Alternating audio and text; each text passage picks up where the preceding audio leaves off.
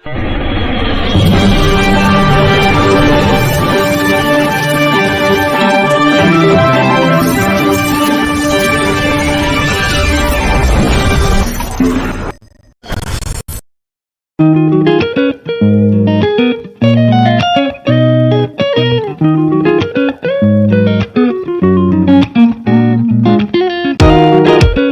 memahami ledakan penuh asal kopi di Amerika Utara, Anda harus kembali ke abad ke-17.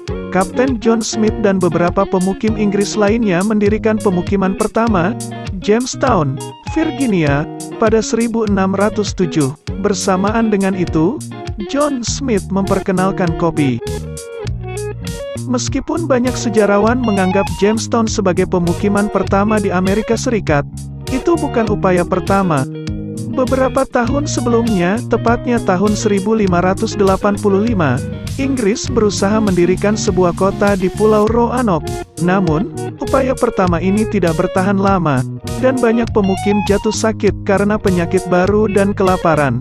Sementara Jamestown menghadapi kondisi yang sama, potensi menghasilkan uang dari menanam tanaman membuat kota tetap hidup. Selama tahun-tahun ini, kopi hanyalah minat yang lewat dan sebagian besar pengusaha berfokus pada menanam tembakau. Tidak ada pertumbuhan ekonomi untuk kopi. Kedai kopi berjuang untuk menemukan pijakan di Amerika kolonial, di mana bir, anggur, dan teh disajikan sebagai pilihan utama untuk dikonsumsi. Itu semua berakhir setelah pesta teh Boston pada tahun 1773. Pada akhir revolusi, minum teh yang dianggap sebagai tradisi Inggris tidak patriotik. Salah satu kisah terkenal menceritakan tentang patriot berdandan sebagai penduduk asli Amerika menyelinap di atas kapal Inggris dan membuang semua teh kapal. Teh dengan cepat menjadi tidak disukai masyarakat dan orang-orang menggantinya dengan kopi. Bahkan, Amerika Serikat kini menjadi importir kopi nomor 1 dunia. Ketergantungan pada kopi inilah yang membangun hubungan ekonomi dengan banyak pemasok kopi, seperti negara-negara di Amerika Tengah dan Selatan.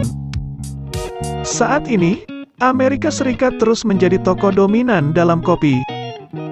Mereka tidak menghasilkan kopi sebanyak bagian dunia lainnya, tetapi Anda tidak dapat menyangkal satu kontribusi besar yang diperkenalkan Amerika Serikat, yakni Starbucks. Ya, satu-satunya rantai kopi yang terus menyebarkan pengaruhnya ke seluruh dunia berasal dari Amerika Serikat. Kita akan kembali ke Amerika Serikat saat kita membedah sejarah kopi di seluruh dunia, dan kebangkitan mesin kopi juga perusahaan modern. Namun, sebelum itu, penting untuk membahas kebangkitan kerajaan kopi lain yang muncul dari upaya penjajahan awal negara-negara seperti Prancis dan Spanyol.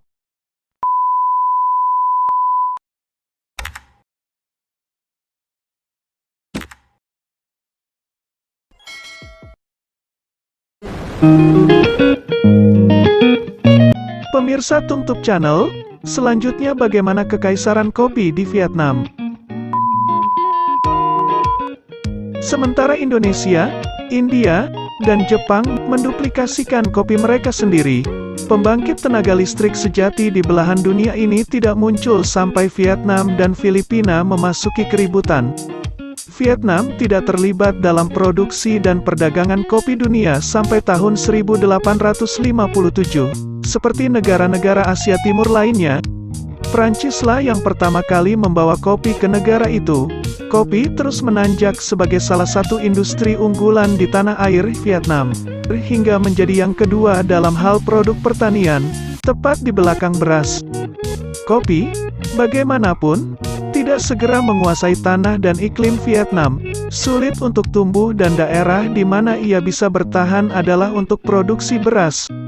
Untuk menyiasatinya, Prancis memutuskan untuk membuka zona kolonisasi baru di dataran tinggi, seperti yang ada di Provinsi Dak Lak. Pada abad ke-19, produksi kopi bergeser dari pertanian kecil yang terisolasi ke perkebunan skala besar. Pabrik kopi instan pertama di negara itu, Pabrik Kopi Coronel, berdiri pada tahun 1969 dan mampu menghasilkan total 80 ton kopi dalam setahun. Produksi terhenti selama Perang Vietnam. Sebagian besar produksi berpusat di sekitar dataran tinggi yang terletak di antara Vietnam Utara dan Selatan. Meskipun daerah tersebut tidak mengalami banyak konflik selama perang, orang-orang meninggalkannya karena merupakan persimpangan yang sering digunakan antara pihak yang bertikai. Bahkan setelah Korea Utara meraih kemenangan, produksi kopi tidak kembali beraksi. Pemerintah baru mengumpulkan kopi, dan dengan demikian membatasi pilihan bagi perusahaan swasta. Hal ini mengakibatkan tingkat produksi yang rendah untuk tahun-tahun berikutnya. Baru pada tahun 1986 Vietnam melihat kebangkitan dalam industri kopi.